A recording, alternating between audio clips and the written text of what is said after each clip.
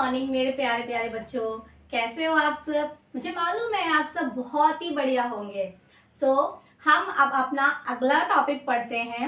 Triangle में हमने पढ़ा था कि हमारा ट्रायंगल की डेफिनेशन पढ़ी थी, टाइप्स ऑफ ट्रायंगल पढ़े थे, एल्टीट्यूड पढ़ा था एंड मीडियन पढ़ी थी। एक्सरसाइज 6.1 भी हमने सॉल्व की थी।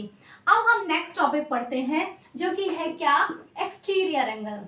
किसके बारे में हम पढ़ेंगे? एक्सटीरियर एंगल के बारे में। सपोज मैंने एक ट्रायंगल लिया ए बी सी, तो हमारा एक्सटीरियर एंगल कैसे फॉर्म होगा? An exterior angle is formed when we produce a line from a vertex.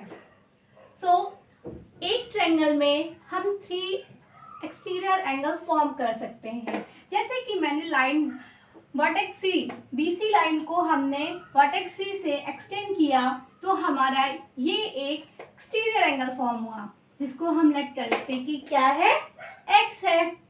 इसी तरीके अगर मैं एसी लाइन को एक्सटेंड करूं वर्टेक्स ए से, तो ये हमारा एक्सटीरियर एंगल होगा, जिसको हम लेट कर लेते हैं क्या है, वाई है। फिर लाइन बचती हमारी ए बी को मैं अगर एक्सटेंड करती हूँ वर्टेक्स बी से, तो ये हमारा एंगल जेड फॉर्म हुआ। तो इसका मतलब है किसी ट्रायंगल में हम 3 एक्सटीरियर एंगल फॉर्म कर सकते हैं। अब बात करते हैं property of a triangle, property of a exterior angle, property of a exterior angle. तो the sum of exterior angle of a triangle is equal to the sum of interior angle opposite angles. Let करते हैं, जो x है हमारा, ये exterior angle है और ये एंगल हम मान लेते हैं 1 2 3। These are the interior angle of this triangle. So जो x होगा वो हमारे किसके सम के इक्वल होगा? जो उसके अपोजिट में इंटीरियर एंगल्स होंगे। तो इसके अपोजिट में हमारा 1 और 2 क्या है, इंटीरियर एंगल है। So angle x equal to angle 1 plus angle 2।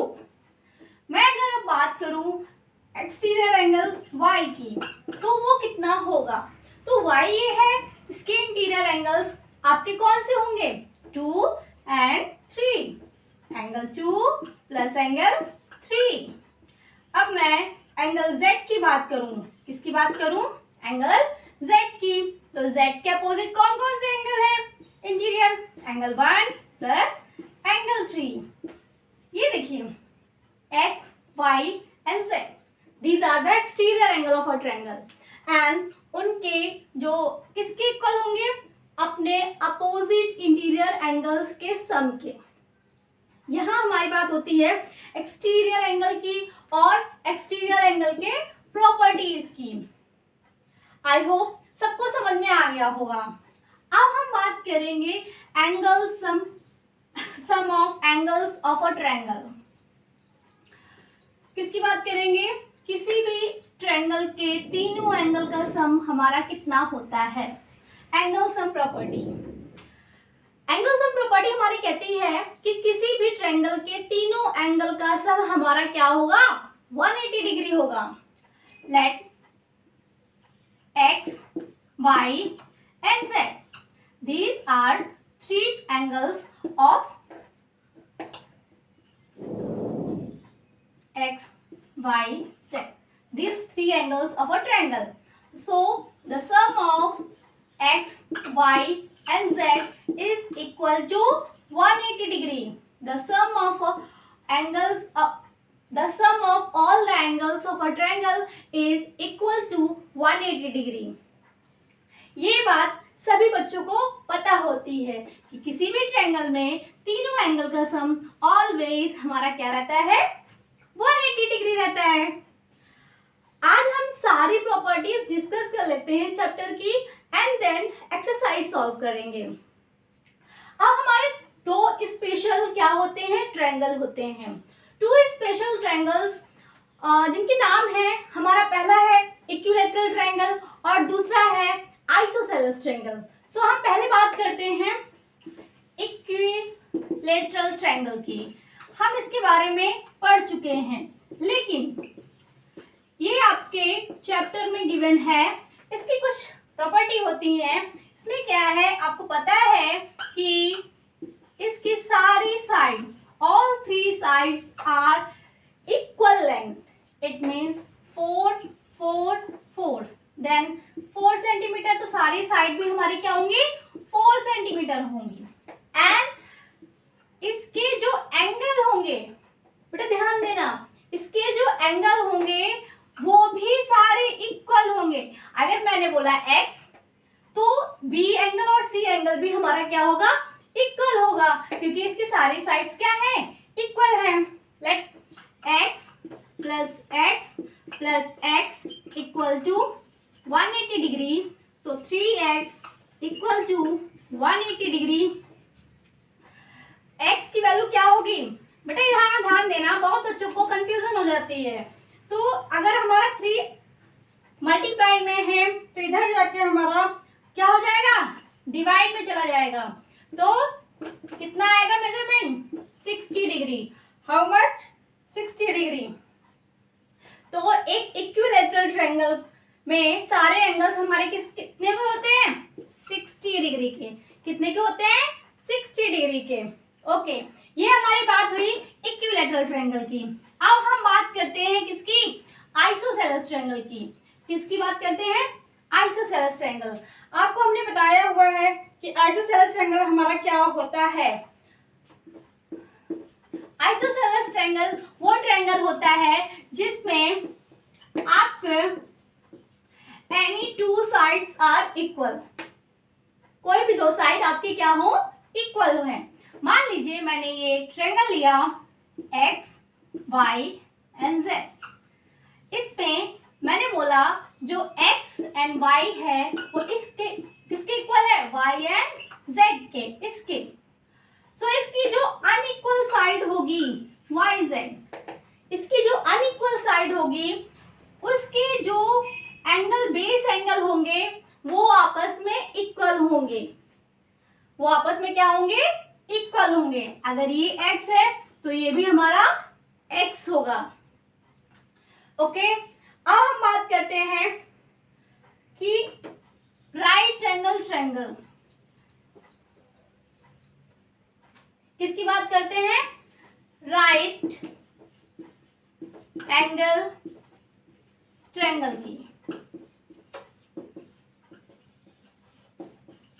Right angle triangle क्या होता है, मैंने पढ़ाया हुआ है। किसी ट्रायंगल में कोई भी एक एंगल आपका 90 डिग्री होगा तो वो राइट एंगल ट्रायंगल कहलाएगा। मैं एक ट्रायंगल ले लेती हूँ MNP।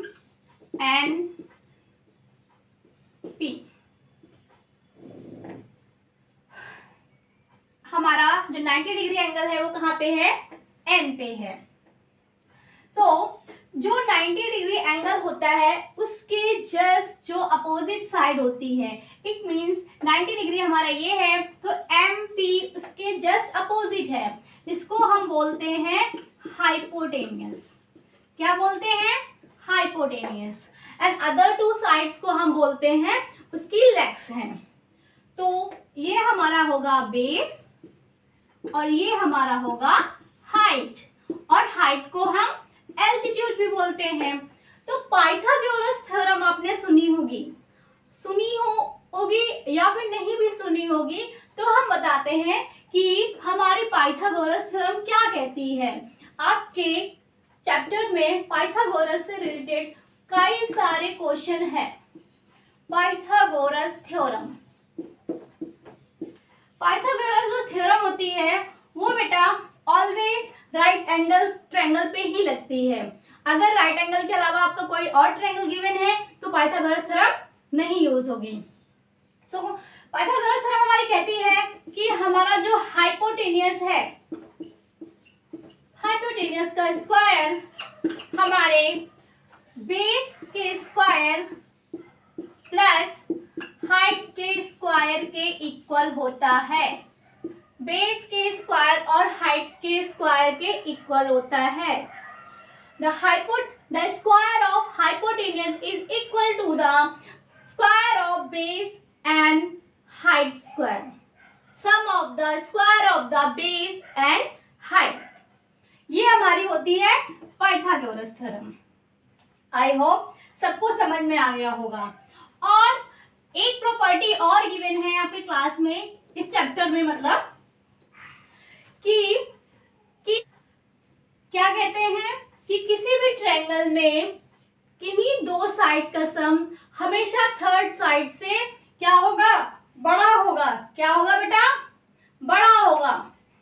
जैसे कि मैं एक ट्रायंगल लेट करती हूँ ए बी सी, और मैंने बोला A B B C and C A. इसको लिया 3, इसको लिया 6, इसको लिया 8। हमें सारी साइड नोन है, तो प्रॉपर्टी हमारी कहती है कि किन्हीं भी दो साइड्स का सम ऑलवेज इक्वल होगा, ऑलवेज ग्रेटर होगा किसके, थर्ड साइड के। मैं ये दो साइड ले लेती हूँ, 3 + 6 इज ग्रेटर देन 8, तो 6 + 3 क्या हुआ, 9 is greater than 8। Yes, 6 + 8 is greater than 3। Yes, कितना होगा बेटा, 14 is greater than 3। and upper 3 + 8 greater than 6, 8 to 10 11 is greater than 6। yes, it's greater than 6। और एक प्रॉपर्टी और होती है, वो होती है कि ध्यान दीजिएगा बेटा, किन्हीं दो साइड का डिफरेंस ऑलवेज क्या होगा, थर्ड साइड से छोटा होगा। क्या होगा, छोटा होगा।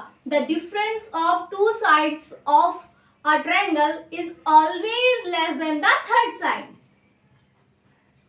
देख लेते हैं, मान लिया मैंने 6 - 3 किया, तो ये क्या 8 से छोटा है, तो 6 + 3 is less than 8।